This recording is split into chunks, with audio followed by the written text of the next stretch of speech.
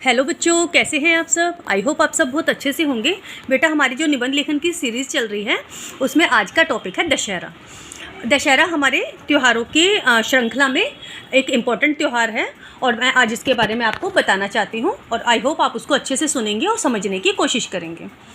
जब भी हम एग्ज़ाम्स में बैठते हैं और किसी एक टॉपिक पर जब आ जाता है तो हम उस टाइम कंफ्यूज हो जाते हैं क्वेश्चन को देख के कि इसके बारे में हम क्या लिखें। लेकिन अगर हम थोड़ा सा भी उसके बारे में हमारे दिमाग में नॉलेज हो और हम पढ़ के गए होते हैं तो हम इजीली उस टॉपिक को क्लियर कर सकते हैं, उसको हम अच्छे से आंसर को लिख सकते हैं।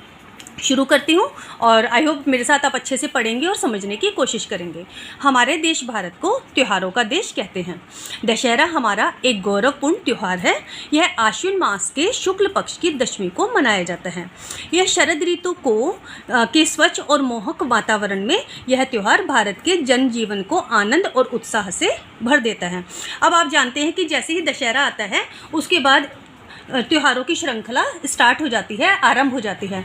जैसे उसके बाद हिंदू मान्यता के अनुसार फिर करवा चौथ, होली, अष्टमी, फिर दीपावली, गोवर्धन, भाई दूज, इस तरह से एक एक करके 20 दिन के अंदर हमारे अनेकों त्यौहार आते हैं और इस बीच ईद भी आती है। ठीक है, तो हर त्यौहार को हम पूरे उत्साह के साथ मनाते हैं।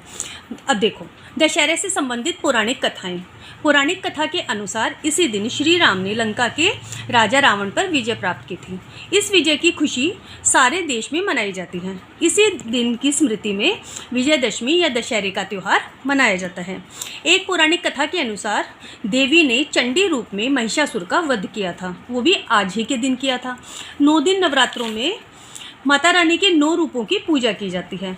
एक पौराणिक कथा के अनुसार इसी दिन राजा रघु ने देवराज इंद्र पर विजय प्राप्त करके उनसे ढेर सारी स्वर्ण मुद्राएं प्राप्त की थी और उन्हें दान कर दिया था। मतलब जो इंद्र से जो उन्होंने मुद्राएं प्राप्त की उनको अपने पास ना रख के जनता में उनको बांट दिया, दान दे दिया। दशहरा मनाने का तरीका, मतलब दशहरा मनाने का सही तरीका क्या होना चाहिए। मंगल कार्यों का प्रारंभ करने के लिए दशहरे का दिन बहुत ही शुभ माना जाता है। इस दिन लोग अपने घरों और दुकानों पर जो है तोरण आप जानते हैं ना, जो आम के पत्तों से जो बनाते हैं, उन तोरणों से अपने घरों को और दुकानों को सजाते हैं। इस दिन क्षत्रिय अपने घोड़ों को सजाते हैं और अपने शस्त्रों की पूजा करते हैं। दशहरे के बाद ही किसान रबी की फसल बोने की तैयारी करते हैं। दशहरे से पूर्व 9 दिनों तक सारे देश में रामलीला का आयोजन किया जाता है। दशहरे के दिन रामलीला समाप्त होती है। आज ही मतलब दशहरे के दिन, मतलब दशहरे वाले दिन ही वो जो 9 दिन से रामलीला चलती आ रही है वो उस दिन समाप्त हो जाती है, उसका समापन हो जाता है। और उस दिन क्या होता है, कागज़ तथा बांस से बनाए गए और उनमें बारूद भरे हुए मेघनाथ, कुंभकर्ण और रावण के पुतले जलाए जाते हैं। इस प्रकार दशहरा बुराई पर भलाई की तथा अधर्म पर धर्म की विजय का प्रतीक है। इसलिए इस त्यौहार को विजयदशमी भी कहते हैं। दशहरे त्यौहार का महत्व। आजकल लोग दशहरे की महत्व को भूलकर बाहरी आडंबरों को ही प्रधानता देते हैं। इस दिन लोग शराब पीकर जुआ खेलते हैं। अब देखो, शराब पी के जब जुआ खेलेंगे तो अपराध भी करेंगे। तो बच्चे या महिलाएं जब उसमें जाती हैं मेलों में, दशहरे का मेला देखने के लिए, तो उनको अनेक परेशानियों का सामना करना पड़ता है। आए दिनों पता चलता है भीड़ में जो है भगदड़ मच गई, आपस में चोट लग गई या फिर शराब के नशे में एक दूसरे को गाली गलौज हो गई, तो वहाँ पे लड़ाई झगड़ा हो गए, फसाद हो गया। ठीक है, तो ये सब नहीं करना चाहिए।